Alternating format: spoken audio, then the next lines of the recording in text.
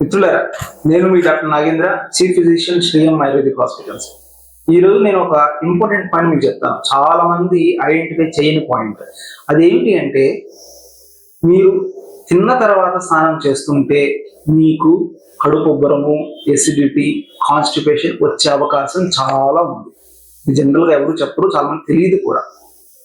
అంటే ఇప్పుడున్న modern life స్టైల్లో చాలా మందికి ఉన్న ఒక హ్యాబిట్ ఏంటి అంటే, మార్నింగ్ బ్రేక్ఫాస్ట్ అయ్యాక స్నానం చేస్తుంటారు ఎక్కువ శాతం మంది.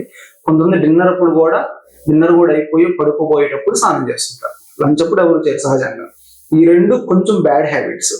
దీనివల్ల ఏమవుతుంది అంటే, మన డైజెషన్ అనేది బాగా తగ్గిద్ది, తిన్న ఫుడ్ డైజెస్ట్ అవ్వదు, అలా స్లోగా కాన్స్టిపేషన్ వచ్చే అవకాశం ఎక్కువ ఉంటుంది. ఇలా ఎందుకు జరుగుతుందని సైంటిఫిక్ గా చెప్తాను నేను మీకు. అదేమిటి అంటే, మనం తిన్న తర్వాత బ్లడ్ సర్క్యులేషన్ మొత్తం కాదు, కొంచెము స్టమక్ ఎక్కువగా వెళ్ళింది.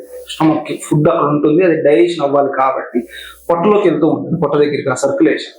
అలా తిన్న తర్వాత ఎప్పుడైతే మీరు స్నానం చేస్తారో, అలా stomach complete circulation, digestion proper గా అవ్వాలి, సర్క్యులేషన్ స్టమక్ కి అందదు, డిస్ట్రిబ్యూట్ అయిపోయింది బ్లడ్. స్నానానికి మళ్ళీ బాడీ యాక్టివ్ గా ఉంటుంది, బాడీ మొత్తం ఇలా బ్లడ్ డిస్ట్రిబ్యూట్ అయిపోతూ ఉంటుంది. అట్లా డైజెషన్ ఇండైరెక్ట్ గా హ్యాంపర్ అవుతుంది.